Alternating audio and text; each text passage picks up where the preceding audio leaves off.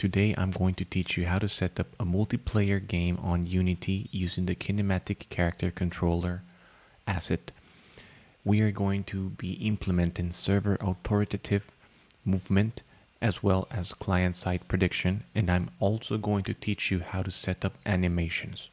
First, let's go through what we will be making throughout this video so you have a full understanding of what you can expect at the end of the video. We're going to set up first the server. So we are running a server. We're now going to set up a client. We can see the client from the server. The client can move. Movement is client-side prediction. And now we're going to connect as another client. You can see both clients can see each other. We are using the Kinematic Character Controller asset with all the implementations this asset brings. The great things like step handling and all the other implementations. I also implemented running on walls, wall jumping. Also have a jetpack setup that I made. As you can see, the clients can see each other in every single movement we make, and animations are working as well. So we're going to set up this. All right, let's get started then.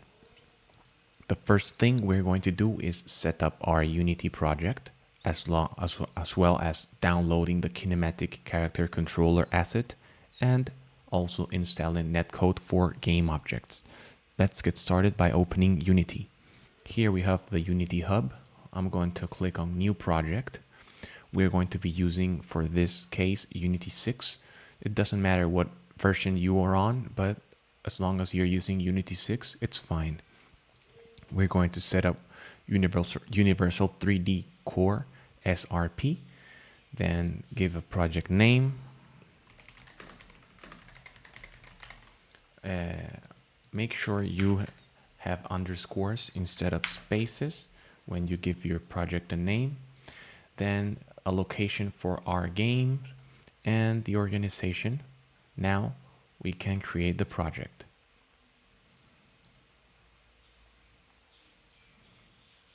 While the project is opening, we can visit the Unity Asset Store at assetstore.unity.com and search for Kinematic Character Controller.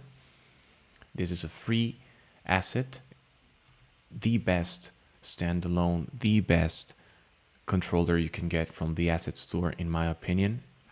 And now that you will learn how to implement multiplayer, it's going to be the complete solution. All right, let's click it and let's get it.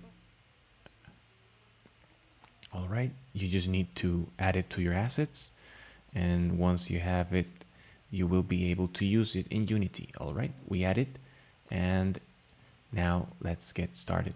Let's wait for the project to open. All right, once Unity has opened, we can start setting up our project. So first, we are going to remove the README assets. We are going to check the folders, see what we have. We have the scenes and we have the settings. So let's now go and get the Kinematic Character Controller from Package Manager. If you don't see Package Manager inside the window menu, you should be able to see Asset Management. Where is it? Somewhere in here you will get the Package Manager. Here it is, Package Manager. You get it as a window, you click on it, and then you visit the assets. Here is my assets, and we're going to search for Kinematic. Here we go. We're going to import version 3.4.4 into our project. And here we can select what we want to import. So the important part is the core. You don't need anything else. So to save space, I'm just going to import the core, all right? The core folder. And we are going to set it up inside the scripts folder that we're going to create right now. So Some project source files may use an API that has changed. There's no problem with it. We're going to click on yes for these and other files. In this case, I do this. You might consider clicking the other option. All right, so here we have Kinematic Character Controller. I'm going to create a new folder called scripts. And since the core folder only has scripts, we can move everything inside scripts. All right, now that we have downloaded Kinematic Character Controller, we are going to get netcode for GameObjects. So to get netcode inside Package Manager, we can search in the Unity registry for multiplayer. And well, we have the different multiplayer tools. Let's search for netcode, and here you have netcode for GameObjects, which will handle installing everything for you. We just click install, and we need to wait. Okay, so we have set up Unity and we have downloaded both KCC and netcode, so we can tick this off. The next part will be setting up our character and creating the scripts that will work for our character. That includes the camera, the handling of the inputs, and the movement. So let's get working on our scene. We are going to create an empty object, game object in our hierarchy. We're going to set it up as environment. Environment will be the name. Make sure the transform is reset to the original position. We're going to move the global volume, the directional light, and this main camera inside the environment. Okay, this main camera will be the camera that the server will use. It is different to the camera that will be set up for our player. All right, so leave everything inside the main camera as is. Now in the environment, we're going to create the floor. So in 3D objects, we can create a plane or a cube. I like to create the floor using a cube. So that's what we're going to do. We're going to name it floor. All right, here we can see our cube. Now, if we click on main camera and press Ctrl Shift and F, we are going to set it up using the view we have in our scene. Now the floor, we are going to scale the X to 100 and the Z to 100. And there you have a floor. All right, this is our floor, perfect. Now, for the sake of having everything look nice, we are going to set up some materials. You can set up the materials that come with Kinematic Character Controller, or you can create your own materials. So to save some time, I'm going to use the materials that come inside the example of Kinematic Character Controller. I already have extracted those materials. You can re-import Kinematic Character Controller and bring the examples so you can follow along. These are the materials. If you see anything that is on not looking good, like pinkish, you need to select the materials that are pink. Go to your, wait a second, wait for the compiler. We select the materials that are pink. We go to edit, inside rendering materials, convert selected built-in materials to URP, and the problem will be fixed. Now I'm going to assign a grid. So this will be one of the grids. To get the grid working, you need to get the textures that also come inside the examples. So I'm going to move the tiles to my own textures folder. The materials, as you can see, this that I imported from the Kinematic Character Controller is pink because you need to fix the shaders. Now, the grid has the texture in here. So inside my materials, my grid, I'm going to set up the texture. All right, you click the circle and you look for the tile that is being used. So there you go, you have your floor.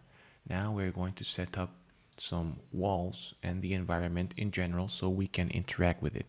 So for now, the floor is fine. Now we're going to create our capsule. We're going to right click, create a 3D object. Well, create an empty first. This is going to be the player, all right? Now this is how this works. The player will be instantiated. Well, it's going to be brought into the game using the network manager, right? So first we're going to set up the player and then we will work on the multiplayer implementation. As for the player, all we need is the capsule and the eyes. So inside our player, we are going to have an empty game object called the character, all right? Inside the character, we are going to have an empty game object called the root. Then inside the root, we are going to have a mesh root. So create empty mesh root. I'm just following along the Kinematic Character Controller implementation. Now inside the mesh root, we are going to create a 3D object, which will be our capsule. There we have our capsule. If we close on the capsule, we make a close-up, you can see it's going through the floor. That's because the position on the Y needs to be 1. And now the capsule is still going through the floor a little bit. And that's fine. We can fix the floor, so there's no problem with the capsule. We can just go to the environment and have the floor be like have minus 0.5 on the Y. And we now have the floor exactly on the grid and the player exactly on top of the floor, which is perfect. Now this is our capsule. Kinematic Character Controller has the white material as well, so we're going to bring that. Inside the capsule, we are going to have a cylinder, so we're going to create a 3D object, which is a cylinder, and now I want you to copy exactly the values that I have. Well, you can have them similar, which is going to be position 5.233e minus 0.808. Just put it in 5.23 if you want to. These are the values that come along with the Kinematic Character Controller examples. I'm just copying the values which I already have. So these are the values, 90 over here. Just copy from the example character that Kinematic brings. All right, so we finish up setting up the character. We're going to assign the material, and that's perfect. We also have a sky, so we go to lighting, and to make things nicer, we're going to set up the sky that also comes with Kinematic Character Controller.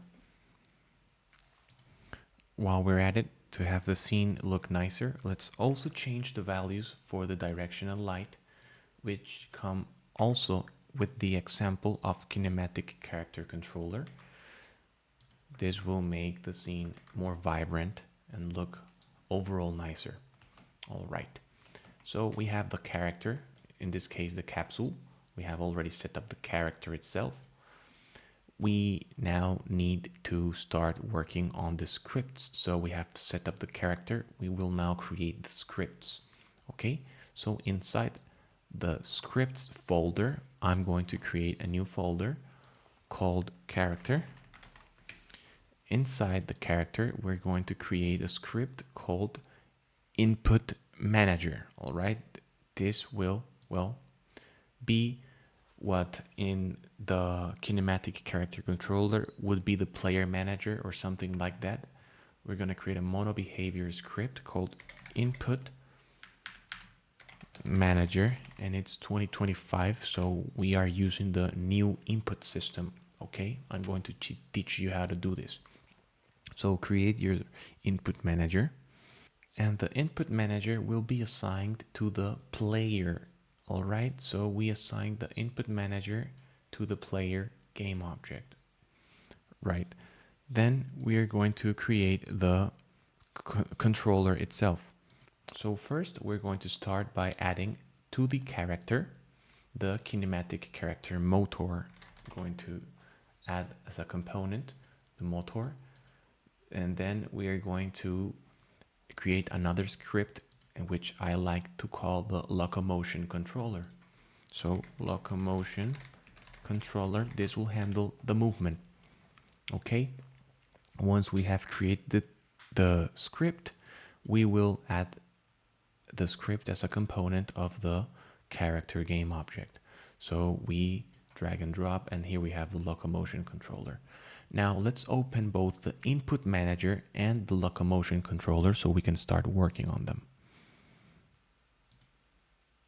So we have the input manager, we have the Locomotion controller, and let's go ahead and also create the character camera.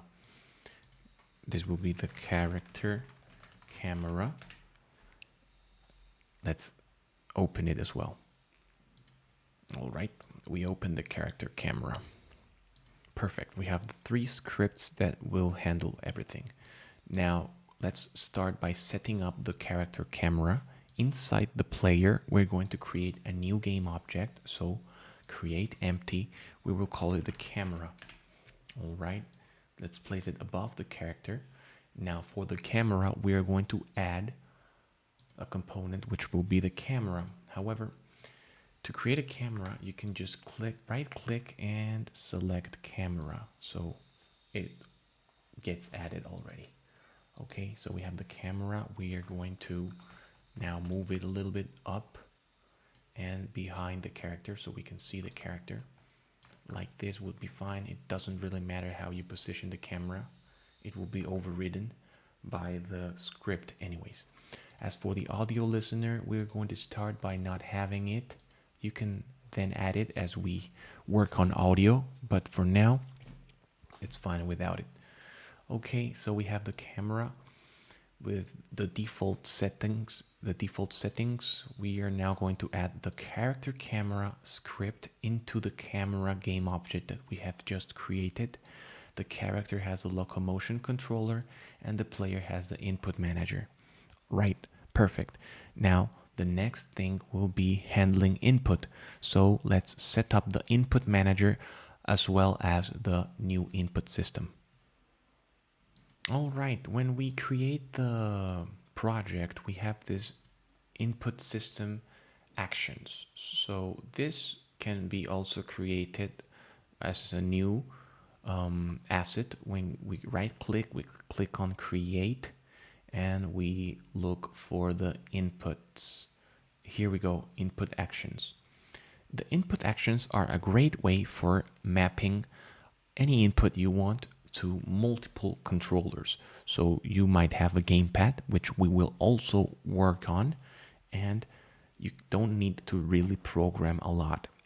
All right, we're going to double click on the input system actions, and as you can see, we already have a few actions in here that have been pre-made for us. All right, so you can work on them, but let's just create a new one. All right, so we're going to create a new input actions and we're going to name it character input actions. Okay, now we're going to open the new character input actions we've just made, and we're going to start by adding some actions. So the first thing we need to add is the action maps. This will be the action maps for the player. All right, now inside the action maps for the player, you have the new action. We're going to just start from scratch. We're going to add a new action, called it the move, because this will handle WASD, arrow keys, and gamepad movement using the left stick. For that, the movement will be set up as a vector 2 because when you move, you have the X and the Y axis.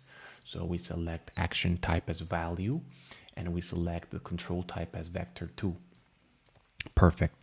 Now, as for the actions, well, inside the move action, we have bindings. We're going to click the plus icon and we are going to add the binding. In this case, we already have 2 bindings, but they haven't been mapped yet. So inside the path, we're first, let's set up the gamepad. So click on the gamepad. We have the left stick. That's just how you use it on the gamepad. So I have this PS4 controller I got from Temu. The left stick would be, well, whatever you use for movement in the gamepad. So we are later going to be using the gamepad. Now let's continue. Next, for the next binding, we need to actually add a up, down, left, right composite. Okay, this is the composite that will be both WASD and the arrow keys in your keyboard. So we are going to leave it as a 2D vector. It's a composite. Inside you have the up, down, left, right. So we are going to have double up. So duplicate the up. The first up will be the W. So if we click on listen and we click the W on the keyboard, so we have the W as an up. The next one will be the arrow key up. So we have the up arrow. That's both the up. Now down will be the same. We need to duplicate it. Let's just duplicate everything now. And we're going to do the same for, well, the down. So W for up, S for down. So we listen for the S. Then we also listen for the down arrow. Then we do the same for the left and the right. All right, we have everything. Now we can go ahead and rename the 2D vector to something more relevant like WASD. And perfect. Now we control the movement both with the left stick on the gamepad and WASD. If you want to add anything else for movement, you can add it. Now, apart from movement, we also have the look input. That will be your right joystick on your gamepad or the mouse in a game like, for example, Counter-Strike or other first-person shooters. You handle the camera with your mouse, as well as 3D games. So we're going to add the look, which will be your camera. Now we are going to change it as well to a value, which will be your vector 2, as well as the move. Both are vector 2. Now we're going to do something similar. The first binding will be for your gamepad. So inside the gamepad, this will be your right stick. And now for the mouse, we're going to set up a delta for the pointer. So we're going to add a binding.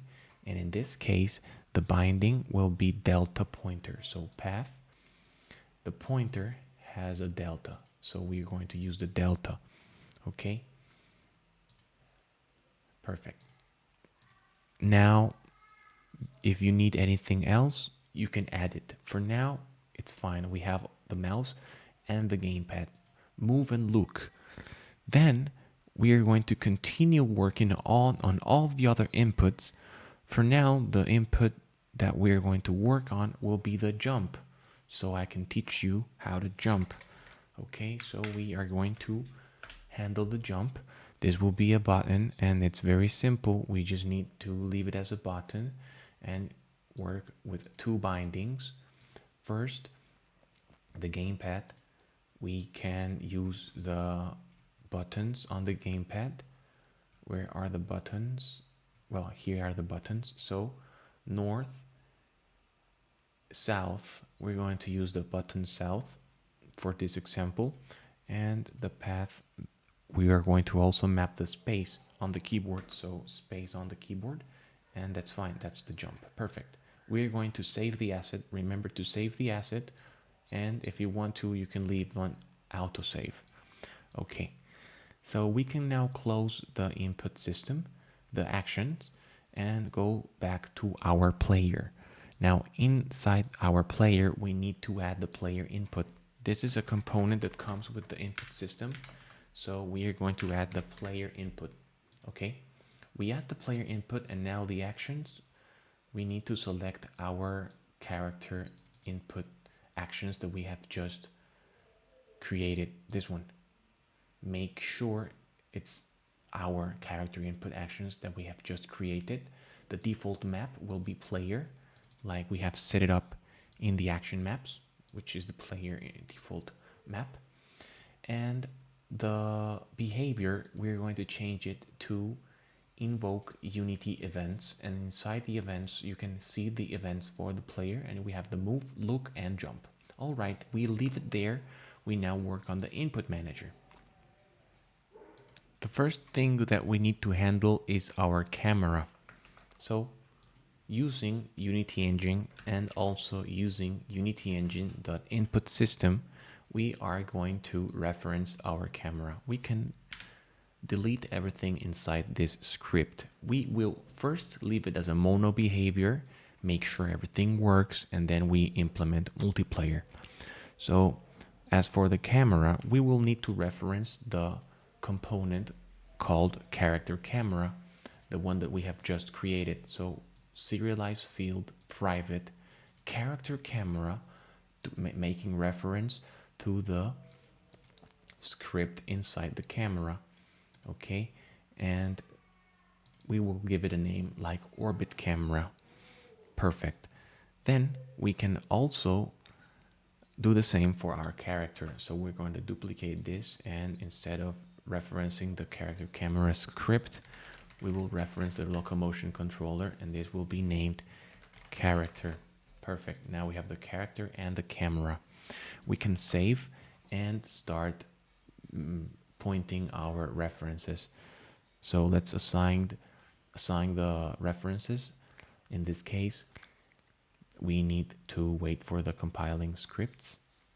Okay, we go to player, and we will see we have the orbit camera, which is this one, and we have the character, which is the character.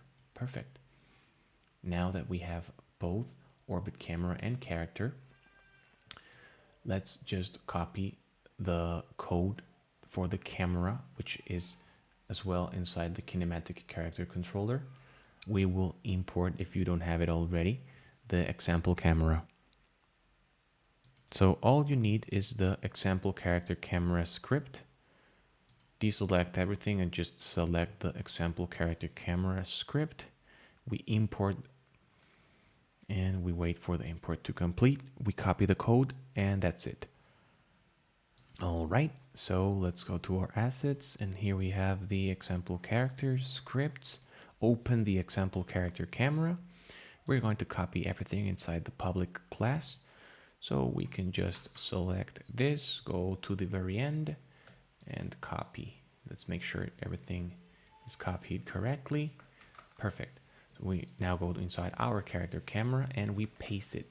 So no errors, everything is working fine. We have just made a copy paste, and that's fine. All right, so let's wait for the compiler to finish.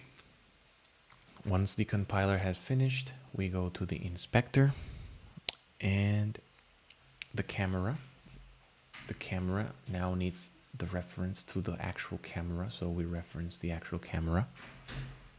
Later on, we can fine-tune the script for the character camera. For now, the reference is all we need. Now that we have referenced the character camera, we can forget about the camera for now. We go back to our input manager, and we will make sure that we can control the camera with the mouse and as well as the gamepad.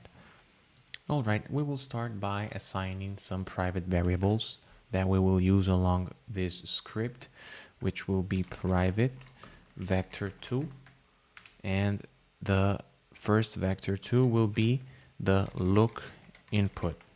Okay, then we're going to assign another private. This time will be a vector3, and this will be the look input vector. So look input vector, and this will be equals to vector 3.0. Perfect. So we have the look input vector and the look input. Then we will create the handle character input. So let's first handle the camera input, just like it's handled inside the example of the player. I'm just gonna implement it from scratch with you. Set up a function, private void handle camera input.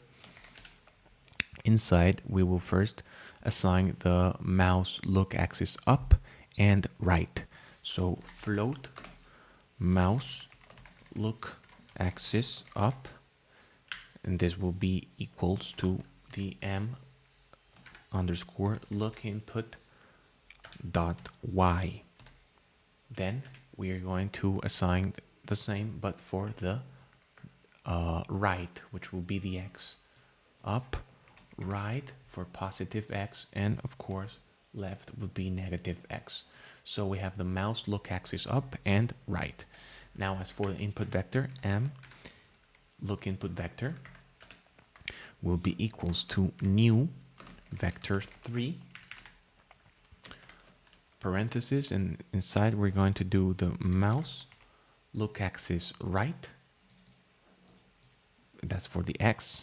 The y will be the mouse look up axis up, and there will be no set, so we assign 0f. Then we will prevent moving the camera while the cursor isn't locked, just like the example from the Kinematic Character Controller. We can just say if cursor.lockState is not cursor_lock_mode.locked, and we don't have a gamepad. This is some extra that I have added so it works fine with the gamepad. Then the m look input vector will be 0, therefore you won't be able to move the camera.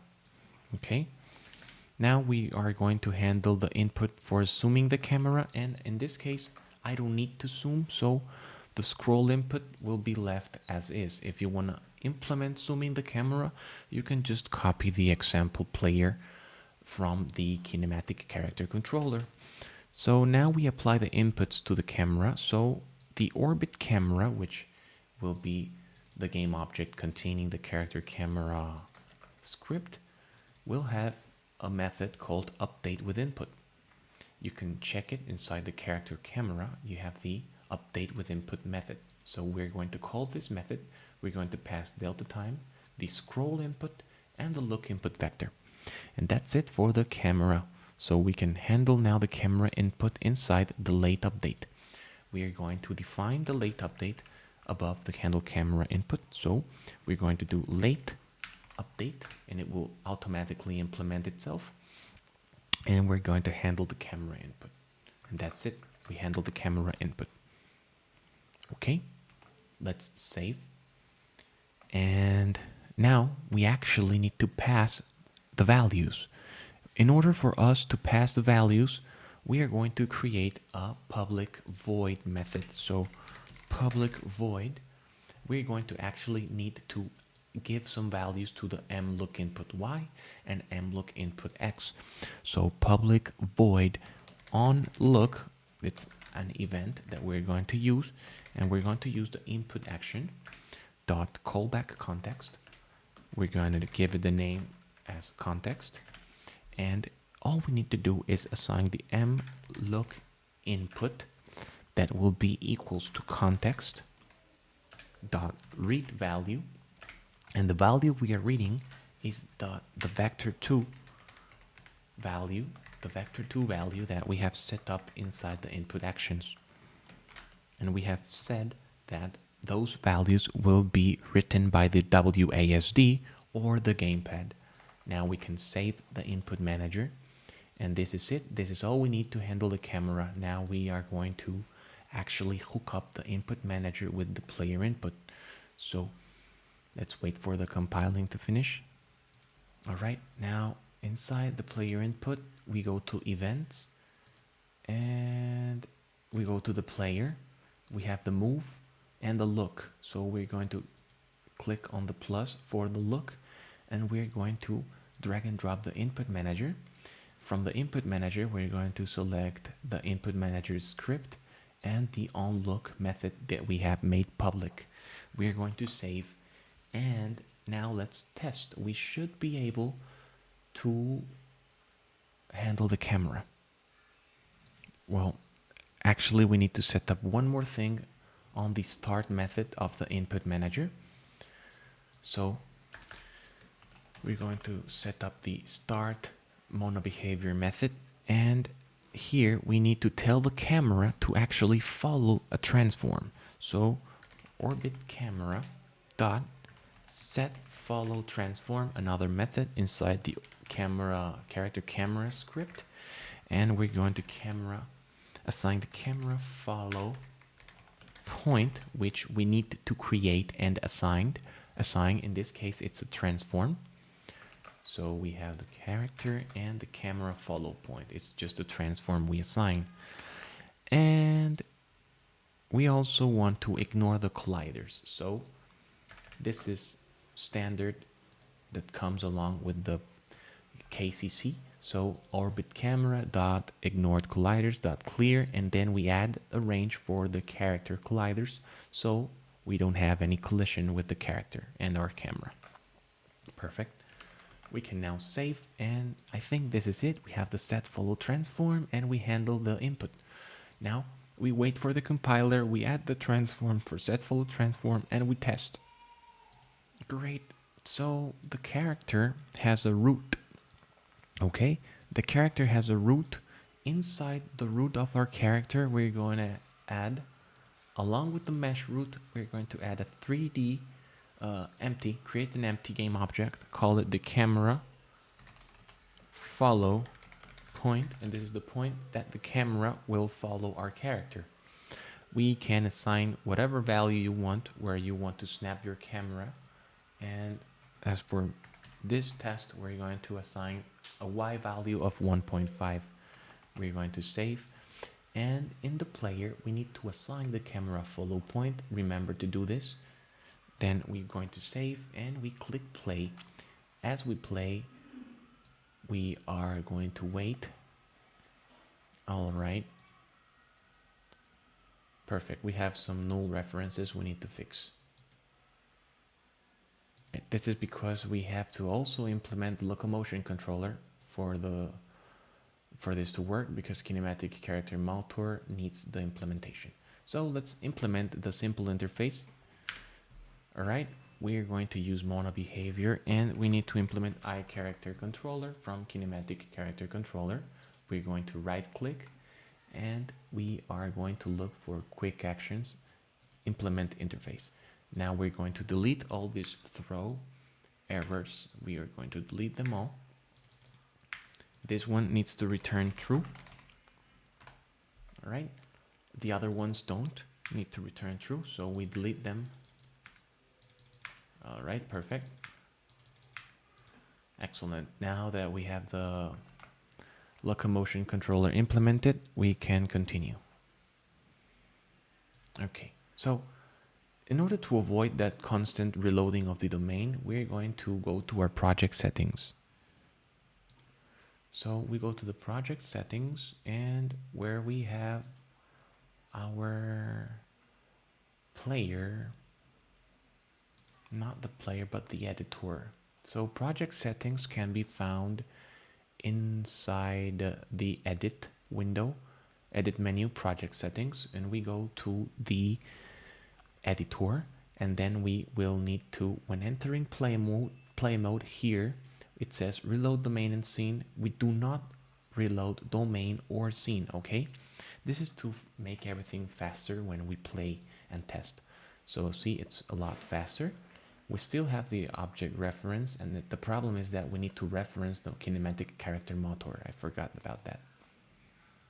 So here we're going to assign public kinematic character motor.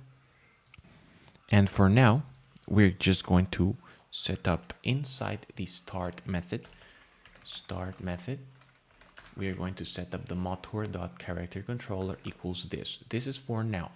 All right, small steps. Okay, let's now test. And well, now let's check what's going on. All right, as you can see, I forgot to actually assign the motor. So inside the Locomotion controller, we assign the motor, and we test, and now we don't get this issue, but now we are moving constantly. I forgot to remove the colliders from our character capsules. So capsule, remove the collider. Also for the cylinder, remove the component. Perfect. Now it should work. Excellent. So we have the player, but we don't have the snapping of our pointer. All right, I assure you everything is working. We just need to add another method that will actually handle the locking of the cursor. So this is a method that I use for my game, and this is the handle non-mobile input, and this is how it goes. If the keyboard is not null and the keyboard escape key was pressed, we are going to unlock the cursor and make it visible. Else, if we have pressed the left button of our mouse or the right button, meaning we are engaging with the game, then we are going to lock the cursor. Okay, and we are going to now handle non-mobile input inside the update method. Update method, and we are going to handle the non-mobile input. And this should fix the issue, and we should have movement for the camera. Let's check it out. So we click play, we click, and we have the movement of the camera. Perfect. Now it's way too fast. However, you will need to adjust it how you want it. So for this, we go to the camera game object and the character camera. We will change the value of the, I believe it is the rotation speed to 0.2, and this will make it easier for us to move the camera. All right, perfect. We have the camera moving. Now let's handle some basic movement, and then we're going to work on server authoritative and client-side prediction. All right, let's get now the movement working. So we have the camera working. Let's now get the movement working. As for the movement, we will need to implement the the movement inside the Locomotion controller, and this will be very simple, very easy. First, whenever we need to handle something like movement, we will need to implement the event inside Input Manager. Now, just as we have inside the Input Manager the look input, we also have a vector too, which is the move input. Okay, now we need to implement a very similar method to the onLook, which will be onMove. The only change will be the value on move input here. On move, we will going to read the vector 2 and assign the values to the move input. Perfect. Now we are reading the input from the keyboard and the gamepad. We are now going to create a private method called handle character input. Handle character input. And now for this to work, we go to the Locomotion controller and we are going to create a struct for the player character inputs. So above the public class, we're going to set up a public struct player character inputs, and we are going to assign public float move axis forward and another one for move axis right. Move axis forward, move axis right. We are also going to add camera rotation, so public quaternion camera rotation. Perfect. So we have the move axis forward, move axis right, camera rotation. Now we are going to actually move the character when we read these inputs. But first we need to read the inputs. So we're going to save and go back to Input Manager and work on the handle character input. So the handle character input will need to actually use the values of the player character inputs and pass them through a method that we're going to implement later on in the Locomotion controller. So we're going to do player character inputs, call it character inputs, and this is going to be equals the new player character inputs. Perfect. Now we're going to actually assign those values. So we're going to say character inputs, referencing the player character inputs we have just defined. Character inputs dot move axis forward will be equals to move input, so move input dot y. That will be the W and the S, the up and the down keys, and also the up and the down values on the left stick of your gamepad. The same for move axis right. That would be your X values on the vector tool. We are also going to assign the camera rotation, so character inputs dot camera rotation equals orbit camera dot transform dot rotation. All right, we assign those three values. Once we assign the values, we need to actually apply the inputs to our character. To do this, we need to set up a new method inside the Locomotion controller, which is called setInputs. So we go inside the Locomotion controller and we are going to create the setInputs method. This will be the method that will process everything. So let's go here and create the setInputs. This will be a public void. So public void setInputs. Here we have reference the struct we created, call it inputs. And first, we are going to directly process our inputs because first we are testing. All right, so to process our inputs, we need to, well, do the same as inside the example of the Kinematic Character Controller. So I think it will be a perfect time to actually import the example character controller movement, and we can just copy that. So I'm going to go to the package manager, import to show you what I'm working with. In this case, we are going to work with the example character controller. So inside example character, we have the scripts example character controller, and this is what we're going to import. All right, we have the assets. We go to example character, scripts, example character controller. We open that.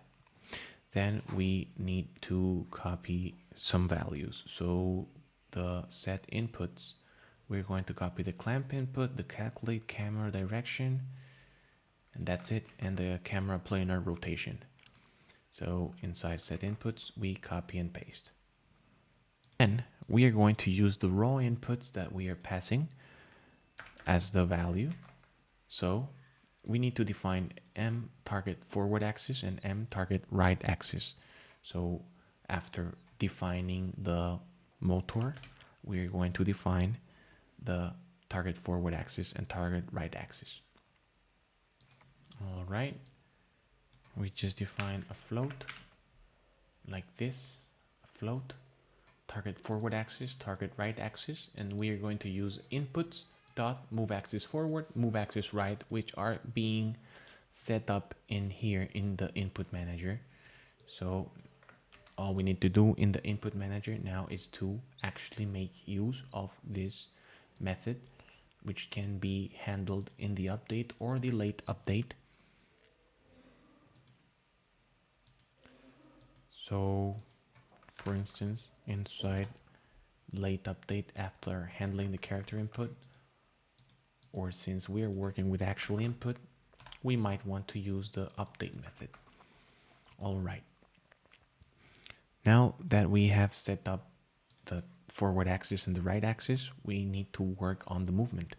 So we have already set up a move input vector. What we need to do now is set up the move input vector as a private vector 3. So private vector 3 move input vector. Now the move input vector will be influenced by the camera planar rotation times the move input vector defined here. As for the character orientation, inside the example character controller, here we have the move input vector. We have the switch statement, which we will also copy. Now this requires us to, well, have the look input vector, set up the look input vector and the orientation method. So we're just going to define another vector 3 called the look input vector. And then for the orientation method, we can just copy what we have in the example here, orientation method. We copy it, we paste it outside of the class. Then we will implement the actual orientation method here like we have in stable movement. All right. Let's just actually copy everything inside stable movement because this is what we're doing right now. Now we can define it before the private values. We have max stable movement sharpness, orientation sharpness, and the actual orientation method. This is all we need inside the set inputs, and now we are going to work on the actual movement using the update velocity and update rotation. So let's go to the example character and copy what we have inside update rotation, which would be first, let's copy this part. Okay, we don't need everything, just this part. So we paste it. Perfect. Now M look input vector, M look input vector, perfect. That's all you need for the rotation. Now if you want to have the bonus orientation method, which you can later on implement, it's really easy, you just copy paste this. Now for the velocity, we now need to handle the ground and the air movement, so just copy everything. Don't copy handle jumping jet, just copy the ground and the air movement. All right, so we need to define drag, we need to define gravity, and we need to fix some values in here. We also need to copy the air movement. So let's go to the example, up, up, up, and we are going to copy the air movement and the miscellaneous for the gravity. Perfect, we copy, we go to Locomotion controller, and after the stable movement, we're going to define the air movement. I like to include the gravity in there. So with this, we are handling the movement, we're handling the air movement, and we should be able to move. Okay, so let's test it out. Let's now click play. We are able to handle the camera, and the player is rotating with the camera. If you don't want that, this is usually used when you are aiming, shooting, or if your game requires it. You just go to character and change the orientation method to towards movement, and you will have the movement that you want. Let's see, something went wrong. Let's double check everything. So towards camera is working. Actually, I forgot one last part, very important. Inside the player, the input manager, and the player input, we're not processing input, so the player is not moving. The callback context for move will be assigned now. So we drag the input manager, select input manager on move, and now we save and it will work. So the character will be towards camera, rotating perfectly and moving towards the camera. Now towards movement, we are moving towards the movement, and we have this perfect movement. Now let's handle jumping. All right, so this is the last part we're going to do in this video, and on the next video we will handle server authoritative and client-side prediction, which is extremely easy to do, so don't worry. All right, so let's handle jumping now. Now for the jumping, we're not going to do exactly what the example character controller says, because this is where things get a little different. We're going to implement it ourselves, but we are also going to copy some code from the example character. First of all, we want to process the jump input. So inside the input manager, we are going to create a new method, a public method for the event of onJump. So onJump, we are going to actually handle 3 action phases: the start, the perform, and the cancel action phase. So let's define our public void onJump, which is always a callback context. Then we are going to define a switch case. All right, so a switch statement with the context.face, and we will going to have three cases. In case the input action phase is started, that's when you first press the button, then the performed when you are holding the button, and when you release the button will be the canceled.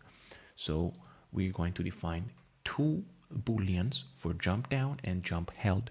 All right, so we go up inside our private variables, we define private bool, and we're going to define jump down and jump held. So private bool, jump down and jump held. Perfect. Now we need to actually use jump down and jump held. So to correctly make use of jump down and jump held, all we need to do is go into the handle character input. So here we have handle character input, and remember we need to pass the values into the player character inputs struct. So Locomotion controller, up, player character inputs struct. We will add two booleans. So public bool and public bool, and those booleans will be for jump down and jump held. So jump down, jump held. Now in input manager, we need to implement jump down and jump held. So character inputs dot jump down is equals to, well, jump down, and jump held as well is equals to jump held. Jump held. All right, and jump held. Now, to correctly read the input, we need to, as soon as we assign the jump down, we need to set it to false afterwards. And this will correctly handle the input, all right? So just set the jump down to false. Now that we have the public method to read for the jump input, we have defined the values for jump down, we have passed them to the player character inputs. We can now go to our Locomotion controller, and inside the set inputs we can handle jumping. All right, to handle jumping, we will first add some public variables. These are variables, of course, that are private but serialized. Okay, so remember, it's always a good practice to actually have everything private, and whatever you need to actually expose, well, you expose only that. So let's have allow jumping when sliding, allow double jump, allow wall jump, jump speed, jump scalable forward speed, basically everything that comes within the jumping, but I added a few more values like the high jump and the long jump, like in Super Mario.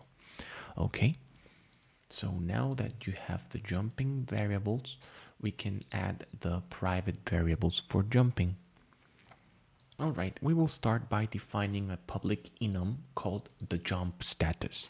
This is very good for animation. So jump status will be none, requested, executed, double jump, right? Now, as for the private variables, I want you to copy paste these values.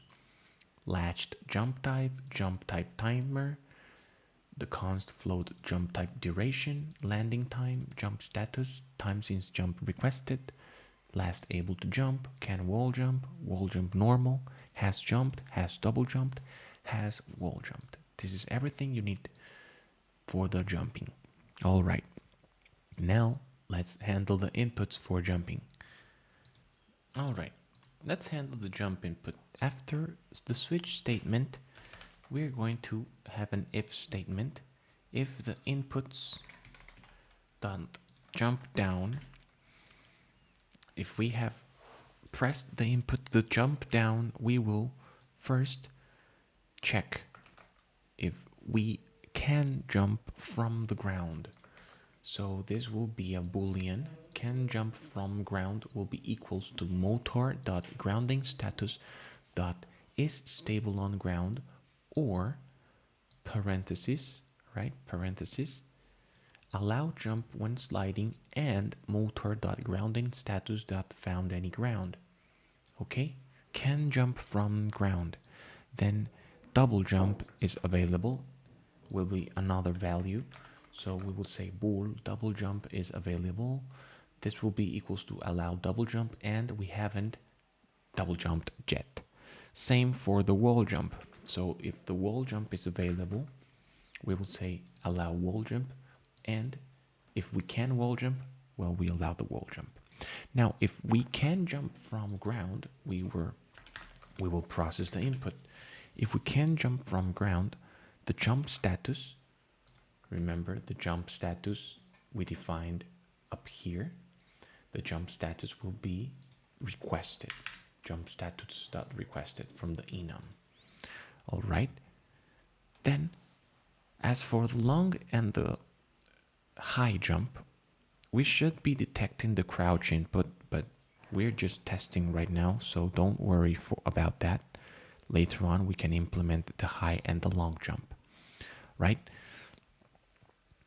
We will now have the jump be processed. To actually be able to jump, we need to locate ourselves inside the update velocity method, go after the air movement. So after the statement, we're going to handle the jumping. So handle jumping. Inside these brackets, we're going to say time since jump requested plus equals delta time.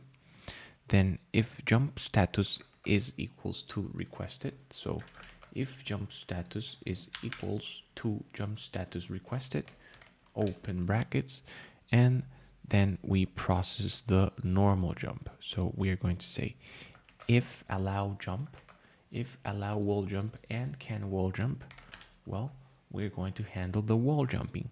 So to handle the wall jumping, all we need to do is define the jump direction, which is the vector3 jump direction equals to the wall jump normal plus the motor.character_up.normalized.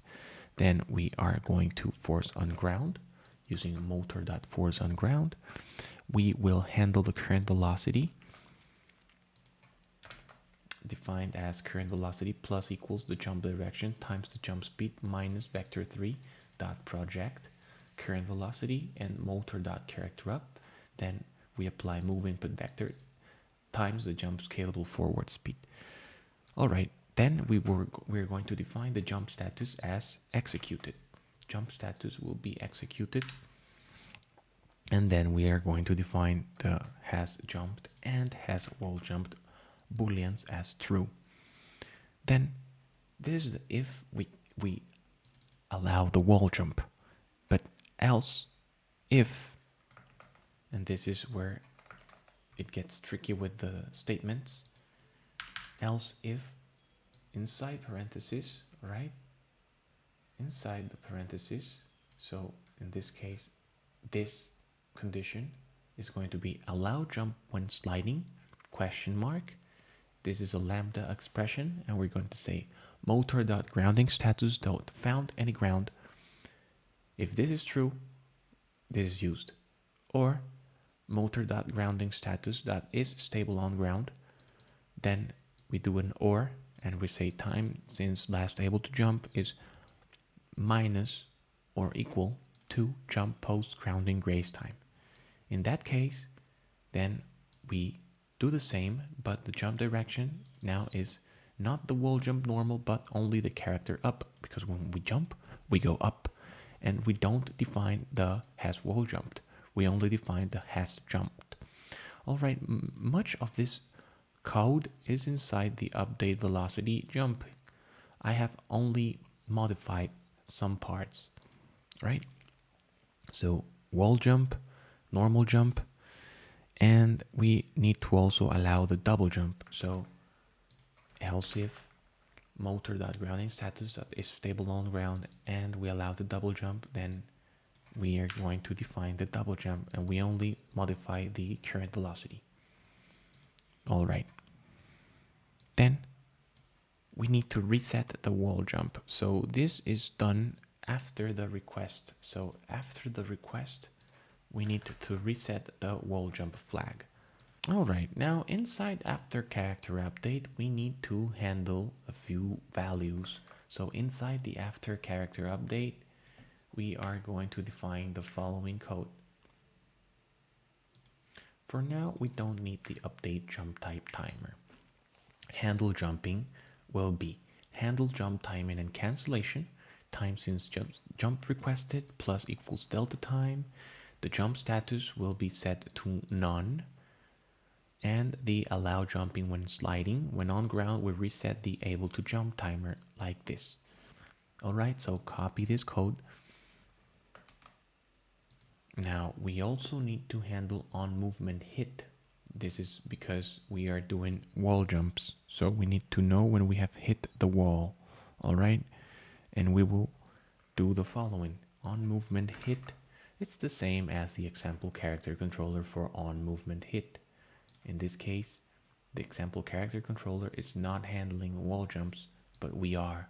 So if allow wall jump and we are not on ground, then we can wall jump. We have wall jumped, and we were going to set the normal for the value of the wall we have hit. This is so we can jump from that wall. So I believe this is everything you need to test the jump. All right, it's been a long while, but believe me, it is worth the while. Okay, so now we can test the input. So we go to the player. We go to the player game object. Here it says locomotion high. That doesn't matter. We go to the player, and we go to events, player, and jump. So we add the value for the input manager on jump, so we can process the inputs.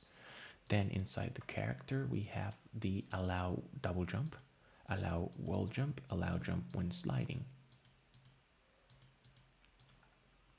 We can save, and we can test this in game. So we can move, we can jump. We don't have allow double jump, so we cannot double jump. If we allow double jump, we should be able to double jump. All right, there's an issue. We're going to fix it. All right, let's fix the double jump.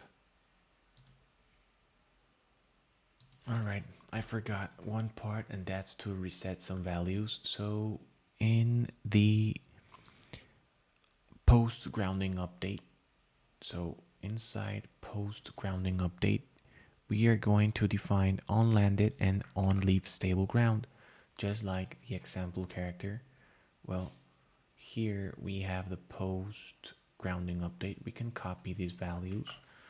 All right, so we copy the values and we paste them.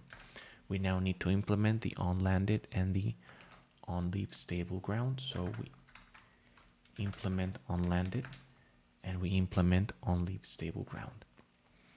All right. This is where you would normally implement fall damage if you want fall damage. Okay, so on landed, once we have landed, we are going to reset the has jumped. We are going to reset the has double jumped, has wall jumped. The jump status will be set to none, time since jumps requested, and the landing time. So we're going to save, and this should hopefully fix the allow double jump issue. Okay, we're going to hit play. We're going to move. We're going to jump. We try to double jump and we can't. We select our character. We enable double jump. And still doesn't work. Let's check it out. Right, I forgot in our set inputs to actually process the double jump. So if we can jump from ground, we jump. However, we need to also set the else if for the double jump. So if, then else if the double jump is available, we are going to request another jump. All right, double jump and wall jump. Let's not forget about that. And that was the actual issue. Now we should be able to jump, double jump, and wall jump.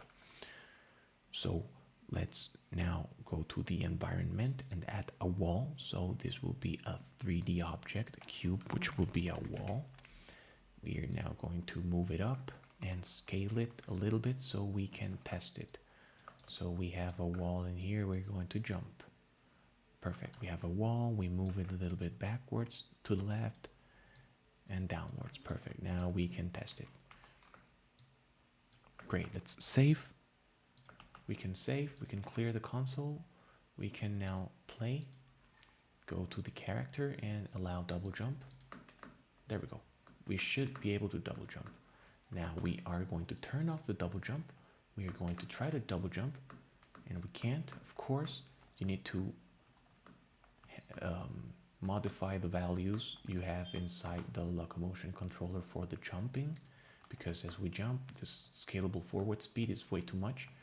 But now let's test the wall jump. So first, if wall jump is enabled, we should only be able to do that wall jump if we hit a wall. So we hit the wall. Let's test it. Right, it is jumping when we hit the wall, but it's not working as we expected. Right, let's first test out some values. We're going to use the values that I'm using on my other projects. So that would be the jump speed 10, jump scalable forward speed, I will leave it as 1.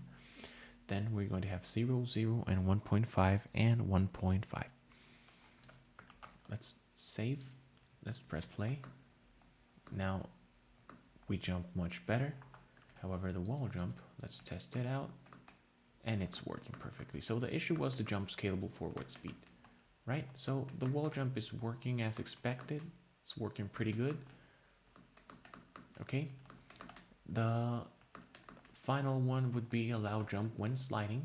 So we can add a slope and try to jump when we are sliding. So the environment, we're just going to copy the wall. Control D to copy, and we call it slide. Now the slide needs to be in an angle that is much greater than the one allowed inside the kinematic character motor. So let's make it a steep slope like this, and let's place it on the border. So let's go to the border and place it in here. Now we should be able to jump when we slide. And with that, the first part of this tutorial will be concluded. It's been an hour, and if you have followed along, you are amazing. So let's click play. We will now click on the character and allow jump when sliding. Let's move towards the slope and start sliding. Oh, it's not sliding, so let's fix that. Kinematic character motor. I believe the issue would be with the max stable slope angle. Let's make it 45 degrees and let's test. Perfect.